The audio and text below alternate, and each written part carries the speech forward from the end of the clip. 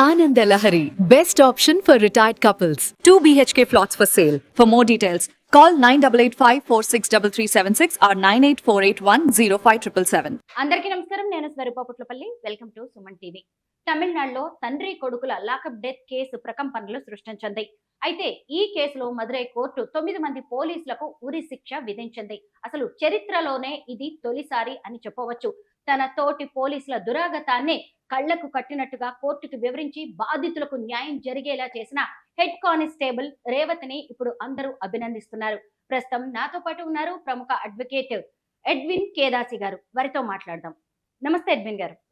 ముందుగా ఈ కేసు గురించి మాట్లాడుకుందాం. ఇద్దరు తండ్రి కొడుకుల్ని కరోనా సమయంలో పోలీసులు లాకప్ డెత్ వరకు తీసుకువెళ్లాల్సిన పరిస్థితులు ఎందుకు వచ్చాయి? నిజంగా దారుణమైన సంఘటనమ్మా. ఎవరైతే జడ్జి దీన్ని కన్విక్షన్ ఇచ్చారో rarest of the rare case అన్నారు.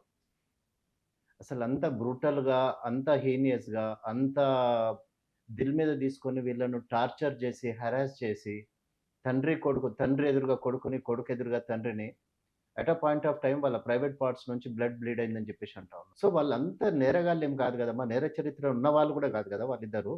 ఇప్పుడు కరోనా టైంలో లాక్డౌన్ ఉంది, ఓకే, వీళ్ళేదో సెల్ ఫోన్ షాప్ నడుపుకుంటూ ఉంటారు. దాంట్లో ఎవరో చుట్టుపక్కల వాళ్ళు ఎవరో అడిగారట, మాకు కొంత చార్జర్స్ కావాలి, అవి కావాలని. సరే పోలీస్ అక్కడికి వెళ్ళినారు. వెళ్ళి ఫస్ట్ ఫాదర్ని తీసుకొచ్చేసి లోపల వేసేసి అప్పటికే ఆయనను హెరాస్ స్టార్ట్ చేశారు. అంటే అక్కడ జరిగింది ఏంటంటే వాళ్ళకు కొంత ఆల్టర్కేషన్ జరిగిందని చెప్పేసి వస్తూ ఉంది, న్యూస్ వస్తూ ఉంది. ఏంటంటే వాగ్వాదం జరిగింది అని. అంటే ఒకవేళ డబ్బులు అడిగి ఉండొచ్చు, లేకపోతే లంచం అడిగి ఉండొచ్చు, ఏదన్నా అయ్యి ఉండొచ్చు అక్కడ, ఎనీథింగ్. కానీ అంత హీనియస్గా, అంత బ్రూటల్గా వీళ్ళని అటాక్ చేయాల్సినంత నెసిటీ లేదమ్మా. Father was 58 by the time he was arrested or he was taken in to custody. ఆయన 58 ఇయర్స్ జయరాజ్ గారికి. అండ్ కొడుకు ఎప్పుడైతే బెన్నిక్స్ వెళ్ళి అడగటానికి వెళ్ళాడో అతన్ని కూడా లోపటేసేసి తండ్రితో పాటు కొడుకుని, కొడుకుతో పాటు తండ్రిని, ఇద్దరిని ఒకళ్ళ ఎదురుగా ఒకళ్ళని న్యూడ్గా చేసేసి వాళ్ళని చిత్రహింసలకు గురి చేసినారని చెప్పేసి వచ్చింది దీంట్లో న్యూస్. సో ఇది కరెక్ట్ కాదు కదా. అంటే ఇప్పుడు ఏదైతే జడ్జిమెంట్ వచ్చిందో, ఏదైతే ఈ వర్డిక్ట్ వచ్చిందో, that's an eye opener for everybody now. Everybody should treat it as an eye opener. అంటే మేము చట్టాలకి అతీతులం కాదు, లేకపోతే చట్టము మమ్మల్ని ఏమి చేయలేదని ఒక ఫీలింగ్లో ఏదైతే వాళ్ళు ఇప్పటి వరకు బ్రతుకుతున్నారో, అది అట్లాంటి దాన్ని, ఆ ఫీలింగ్ని, లేకపోతే అట్లాంటి ఉన్న ఒక వీళ్ళకున్న ఓవర్ కాన్ఫిడెన్స్ని దీన్ని ఓవర్ రైడ్ చేసినాం ఇప్పుడు వచ్చిన జడ్జిమెంట్ ఏదైతే ఉందో. ఎవరు కూడా చట్టానికి అతీతులు కాదు. అంటే చట్టం ఎన్ని రోజులు చట్టానికి కళ్ళు లేవు, లేకపోతే చట్టం కళ్ళు మూసుకొని ఉంటుంది, లేకపోతే చట్టం మమ్మల్ని పట్టించుకోదు, లేకపోతే మేము చెప్పిందే వేదము, మేము చెప్పిందే ధర్మము, మేము చెప్పిందే న్యాయం అని చెప్పేసి ఇప్పటి వరకు పోలీస్ వాళ్ళు ఏదైతే ఆలోచిస్తున్నారో, వాళ్ళకి ఏదైతే ఆ థాట్ ప్రాసెస్ ఉందో, దాన్ని మొత్తం ఈ ఒక్క కేసు వాళ్ళ మైండ్ సెట్ని, లేకపోతే దాన్ని మార్చేయగలిగేంత శక్తి ఉన్న కేసు అమ్మా ఇది. So we definitely appreciate and we have to appreciate the police officers. And police officer ఎవరైతే రేవతి దీంట్లో హెడ్ కానిస్టేబుల్, అసలు అంత బోల్డ్గా తను ఒక ఇనిషియేటివ్ తీసుకుని 9 మంది పోలీస్ ఆఫీసర్ల మీద తను అలిగేషన్స్ ప్రూవ్ చేయగలిగిందంటే అసలు ఆమెకు 2 చేతులైతే నమస్కరించాలమ్మా, న్యాయ వ్యవస్థ కానీ, లేకపోతే ప్రతి సామాన్య పౌరుడు కూడా. ఎందుకు అంటే వీళ్ళు ఎప్పుడైతే ఈ క్రైమ్ చేసిన తర్వాత ఇమ్మీడియట్గా వాళ్ళని రిమాండ్ చేయడానికి పోలీస్ స్టేషన్ ఎక్కడికి, గవర్నమెంట్ హాస్పిటల్ తీసుకెళ్ళినప్పుడు డాక్టర్ వినీత కూడా వినీలా అనుకుంటా, వాళ్ళ ఫేవర్లో స్టేట్మెంట్ ఇచ్చింది. ఏది పోలీస్ వారి ఫేవర్లో.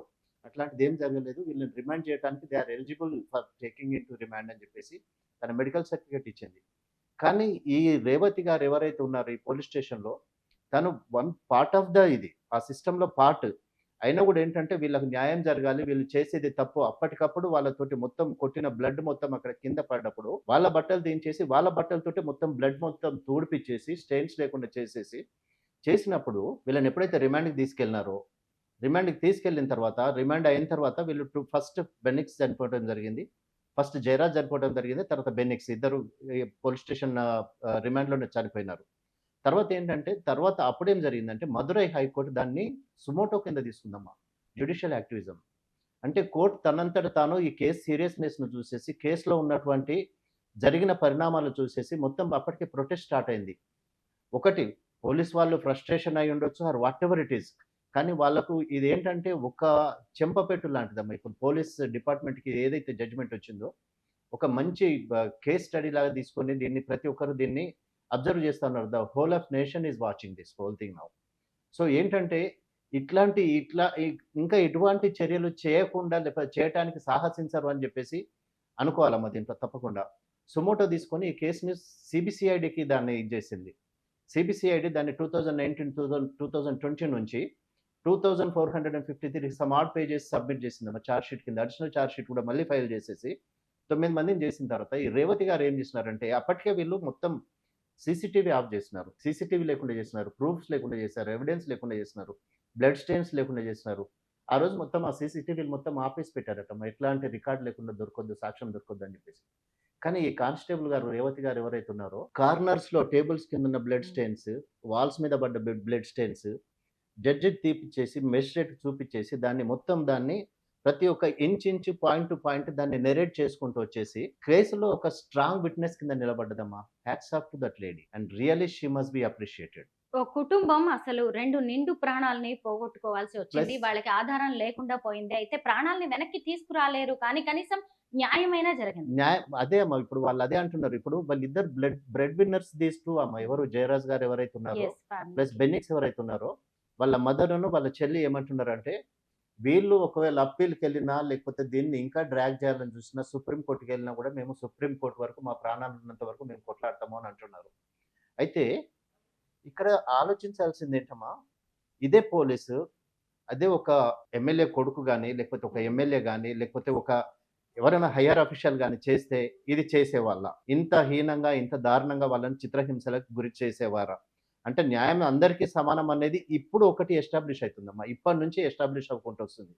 So that is the thing to be appreciated here. Edwin గారు, మన దగ్గర కూడా మనం చూస్తూ ఉంటాము. ఏ కేసుల్లో సరే ఎవరిని అరెస్ట్ చేసినా గానీ పోలీసులు కొట్టడం అనేది చూస్తాం. థర్డ్ డిగ్రీ వరకు కూడా వెళ్తూ ఫస్ట్ ఆఫ్ ఉంటాయి. ఆల్ వాళ్ళకి అసలు మన చట్టం ఏం చెప్తుంది? అలా ఫస్ట్ ఆఫ్ ఎవరి ఆల్ మీదైనా సరే చేయి చేసుకునే అవకాశం ఉందా? ఒకటమ్మా ఇప్పుడు ఒకటే చూడండి. ఇట్లాంటి దుస్సాహసం గాని, లేకపోతే ఇట్లాంటియన్నీ ఏ లెవెల్‌లో జరుగుతున్నాయంటే ఒక సీఐ లెవెల్ నుంచి కింద స్థాయి వరకే జరుగుతాయమ్మా. ఇది నాకు పర్సనల్‌గా నాకు జరిగింది. ఒకరోజు కోర్ట్‌కి నేను I was rushing in a hurry. ఇట్లా నాకు లేట్ అయిందని చెప్పేసి పరిగెత్తుతా ఉన్నా. ఒక ఎస్ఐ, ఇద్దరు కానిస్టేబుల్ హోమ్ గార్డ్స్ కార్ ఆపేసి మీ కార్ మీద చాలాన్ ఉందంటే, నేను కార్ చాలాన్ కడతా బాబు నాకు కోర్ట్ లేట్ అయిందంటే అంటాడు. ఎస్ఐ అంటాడు. ఎస్ఐ అండ్ కానిస్టేబుల్ అంటారు. మా సార్ మిమ్మల్ని కోర్ట్ మార్షల్ చేయాలి అని అంటారు. కోర్ట్ మార్షల్ ఎందుకు చేస్తారమ్మా? ప్రతి ఒక్కళ్ళు అంటే ఇది ఈ ఈ దుస్సాహసం గాని, లేకపోతే ఇట్లాంటి అట్రాసిటీస్ జరిగేదేంటంటే, సీఐ లెవెల్ నుంచి కింద స్థాయికే జరుగుతాయమ్మా. ఇప్పటికి కూడా నేను యాస్ ఎన్ అడ్వకేట్ నేను చెప్తున్నా. ఎన్ని పోలీస్ స్టేషన్స్‌కెళ్ళండి మీరు. హైదరాబాద్‌లో మెనీ పోలీస్ స్టేషన్స్‌కెళ్ళి చూడండి.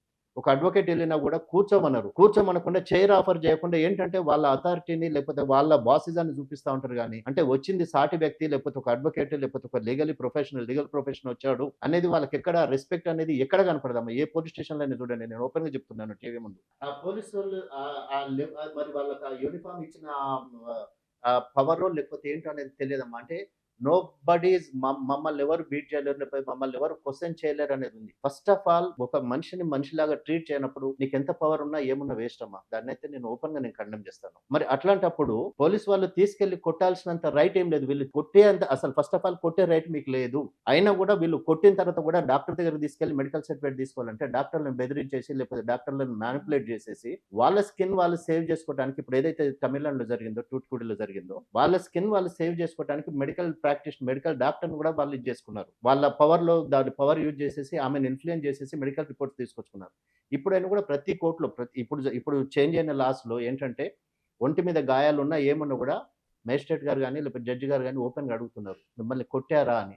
కానీ ఇక్కడ ఏంటంటే వీళ్ళు ఈ చట్టానికి అంటే మేము ఒకవేళ కొట్టినారని చెప్తే మా మీద ఇంకా గ్రడ్జ్ పెంచుకుంటారేమో, లేకపోతే ఇంకా మా మీద ప్రతీకారం పెంచుకుంటారేమో పోలీస్ వారని చెప్పేసి ఎట్లాంటి నిందితుడైనా కూడా చెప్పకుండా మమ్మల్ని ఏం కొట్టలేదు, మమ్మల్ని ఏం చేయలేదు అనే సందర్భాలు చాలా జరుగుతా ఉన్నాయమ్మా.